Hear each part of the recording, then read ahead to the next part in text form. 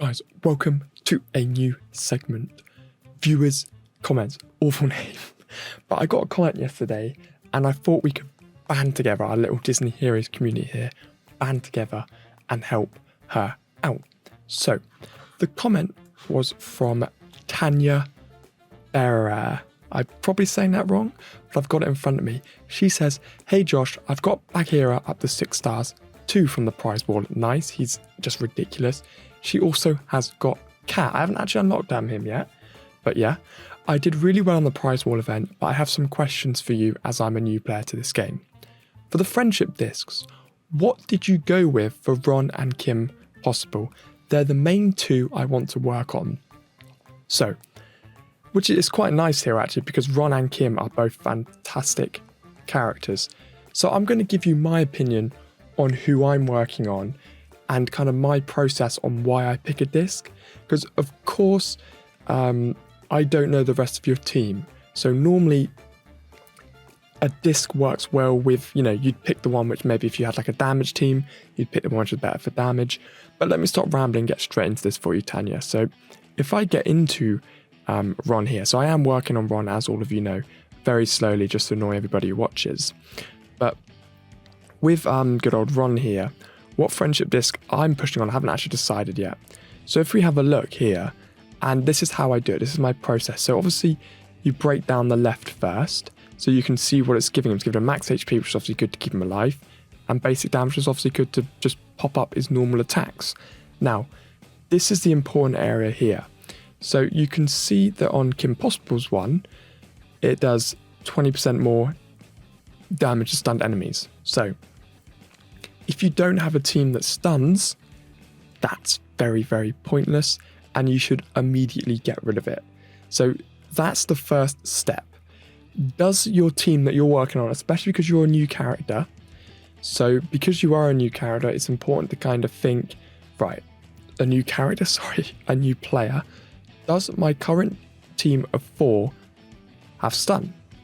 Now, of course, Kim Possible does stun, you're going to be using her, but is that worth it to just put a little bit extra damage on Ron?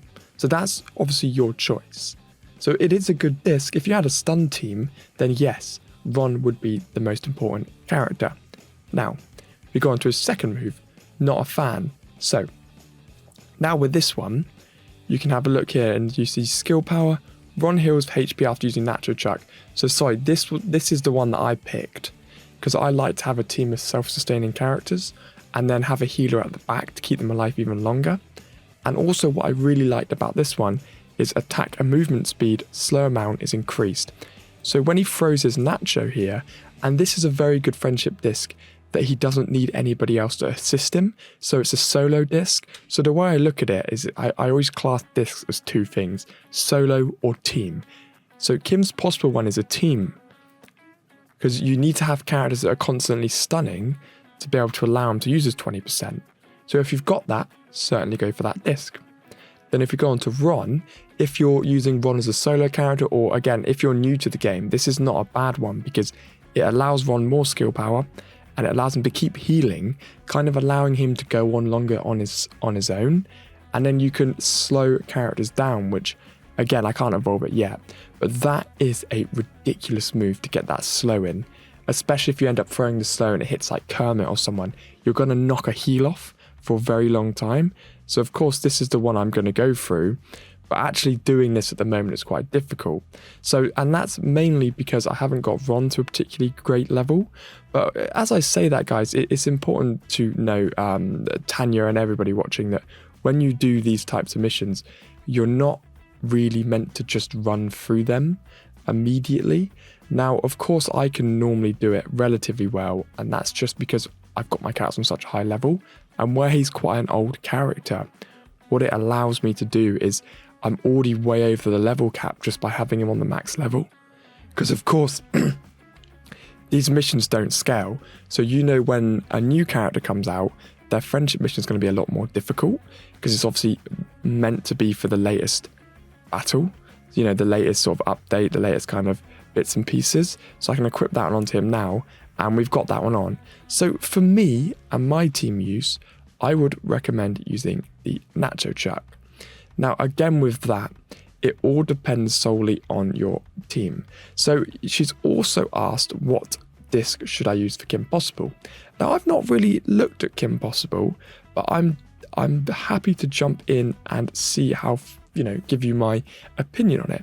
So for Ron, there isn't a direct answer. I can only kind of give you my tips and tricks on how you should pick, but they're both incredible. And me personally, I go for not a fan because I love the slow and the heal, keeping alive for longer. So now if we go into Kim Possible and we take a look, see again, you can see that I've not worked on Kim Possible at all. And that is a little bit of a problem. So let me jump in and I can still take a look at her friendship disc. So we got it with Joy and Darkwing. So of course with Kim Possible, guys, she's quite a cool character and I really like her special actually. It's quite a unique one. It still is quite a unique special. She deals damage to furthest enemy, so that's really good for like when you're versing a healer. Kills damage to nearby enemies, reducing their attack speed by 8%, and that's fantastic. Kim heals herself and studies allies, so I like that. I think it's really good. Then she's got a kick, knocking them back. This also stuns the damaged enemy, so this is why Ron's stun move is good with Kim, because Kim will do the normal kick, and then you should activate Ron's special. Then he does the extra damage, so, you need to decide based on that. But if you're using Kim, having Ron's stun disc is pretty good. Now, let's break down and look at these here. So mind, I haven't ever looked at these because I've never wanted to work on Kim, but I'm going to jump in and give it a breakdown now. So guys, I also want you guys to drop some comments down below to also assist Tanya and give me your opinion on what disc you should be using and why. And because AJR commented, for Ron, I used Kim's disc, but Launchpad is also okay. So yeah, he's kind of said the same thing as me. And I don't really know the disc for Kim because I don't use her. So it seems like quite a lot of people don't use Kim. But, she is actually quite a good character, to be honest with you. So, she's worth working on. So what we have here is her first disc, Studied Enemies are Slower. Now, I like this because obviously her special move does study everybody. So if you had Hector on as well, off the top of my head, I can't think of anyone else who does study. But this works really well with her, kind of putting it in that solo disc category. Because of course, all of her attacks make her stun. So we've also got the basic damage, which is increasing Kim and allies, and HP. So the left side of this one is fantastic as well. More basic damage and health to all teammates. Then we look at the right. Studied enemies' attack speed are reduced by 10%. So that would work really well with the Nacho Chuck. Because if you got that upgraded, I'm pretty sure, yeah, it'll go up to about 50%, I think. So what we've got there is 50% from the study. And then if you do the Nacho Chuck, it will slow them down even more. So you could form quite a nice slow team with Nacho Chuck and Stitch Finder. So again, there's another reason why you should pick one disc. And then when Kim Possible carries a studied enemy, her basic damage increased by 50% for one base attack. So that's pretty good actually. So all around, that's a pretty solid disc. I didn't know she had that disc. That's really cool. So now we go to the second one, which is with Darkness. This one's a little bit more complicated because there's a lot more going on, but let me break it down for you. So skill power, that's just going to increase her. But then what we get is tank heroes on team gain reality. So issues on a team with Clawhauser, that would buff up his donut move, an absolute treat. When Kim Possible blocks a scare, she gains basic damage. That last one isn't really that useful anymore, but the top two are pretty good. Then we've got every 3 seconds, Kim Possible has a 20% chance to block a scare from affecting herself or an ally. If Kim Possible and her allies are not scared for 8 seconds, Kim Possible's attack speed is increased by 4%. See, I really don't like that one, because I can't think of a point in this game, especially towards the end game, where this would actually ever come in useful. So for Kim, it's 100% the Stitch Finder. But again, guys, that's just my opinion there. Of course, I want you guys to jump in and comment down below to help Tanya as well. But I hope this has helped, kind of the way I break down the discs.